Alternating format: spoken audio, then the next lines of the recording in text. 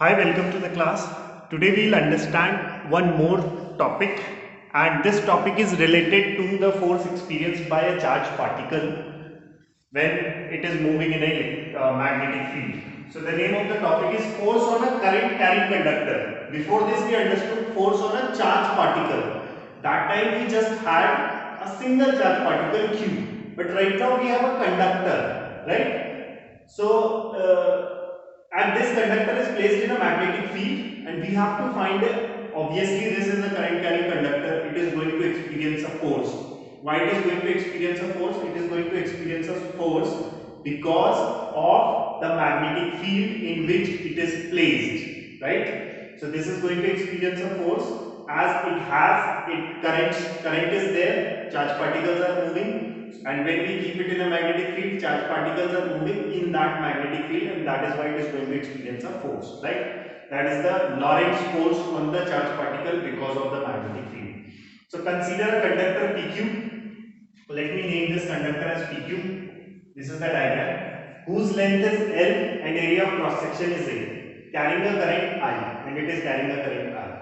Now the direction of the magnetic field is this, in the upward direction. Okay, we can assume it in any direction. And the charged particles are moving perpendicular to this. You know why they are moving perpendicular to this? Because we want them to experience the maximum force. F is equals to QVB sine theta. Theta should be 90 in order to have the maximum force, right? Now, a task for you to figure out the direction of magnetic field using which rule? So you have to think about it and tell me the direction of the force. I'm sorry, the direction of the force, right? So by the time you do this, we'll move ahead. So the force experienced by a single charge, by a single electron. Mind you, this Vd is the drift velocity. Vd is the drift velocity. So Vd is the drift velocity of the electron, with which the electrons are drifting towards the positive end of the conductor. So how much is this force? We all know that it will be F Q V B sine theta. I told you this will be 90. We want it to be 90 in order to have the maximum force. So F is equals to charge of electron EVB sine theta.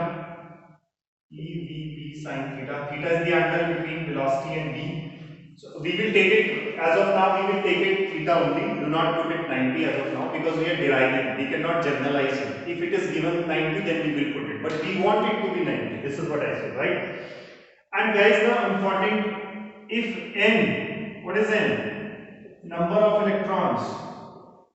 Number of electrons per unit volume. Number of electrons per unit volume. So in a unit volume, you have n number of electrons. What will be the total volume? So we know that volume will be area into length. Area is a two-dimensional thing and multiplied by length, one-dimensional physical quantity. So become volume. So if this much number of electrons are there, if this much of number of electrons are there in unit volume, total number of electrons, total number of electrons would be NaL. Now if E is the charge of one electron, E is the charge of one electron, what will be the charge of this much number of electrons? So total charge is equals to NeAl, total charge of electron. So now what will be the total force? This is the force on single particle. What will be the total force on this much electrons having this? Okay. So what will be the total force? For total force we will do N into F. What is N? N is the number of electrons. N is the number of electrons. This N. This is number of electrons. So if one electron is experiencing this much of force, then total number of electrons will experience how much force? We will multiply.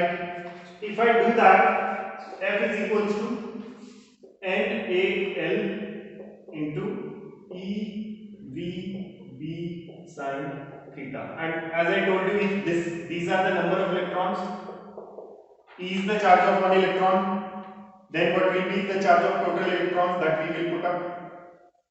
So we have multiplied this. So it will come NaeV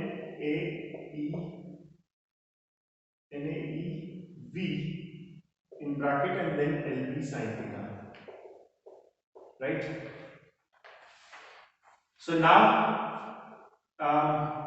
if you see this and if you remember this, I is equals to NeaVt, where Vt was the drift velocity and this relation we have done already in unit 2. If I put it there, it will be ILV sin theta.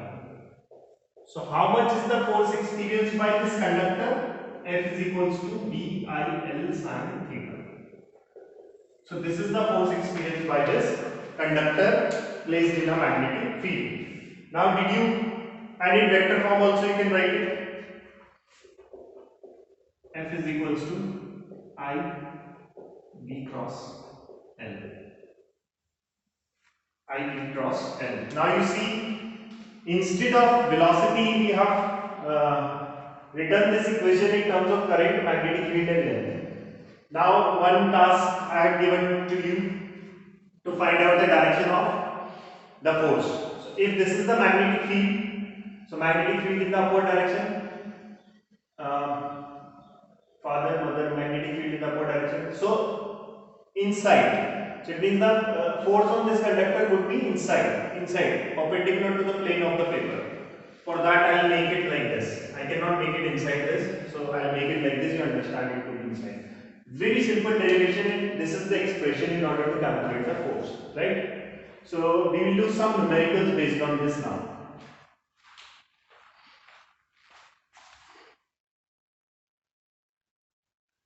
So this is the question here. A 3 centimeter wire. So length is given 3 centimeter, converted into meter, 3 into 10 to the power minus 2 meter. Carrying a current I is equals to 10 ampere, and it is placed perpendicular. So theta is 90 now because it is placed perpendicular. The magnetic field inside the solenoid B is also given, magnetic field 0.27 Tesla, and you have to find the magnetic force on the wire. We all know the formula to be.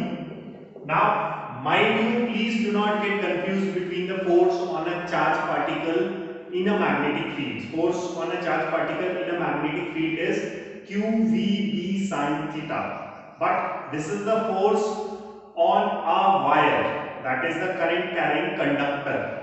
So that will be F is equals to VIL sin theta, right? F is equals to VIL sin theta. This is the formula. Why I have not used QVB sin theta? Because that is for a force on a charged particle, and this is for a force on the wire, that is a conductor. If you put the value, F is equals to B 0.27 into I 10 into L 3 into 10 to the power minus 2 into sine 90. Sine 90 we all know that is 1. If I remove this, 100, 0,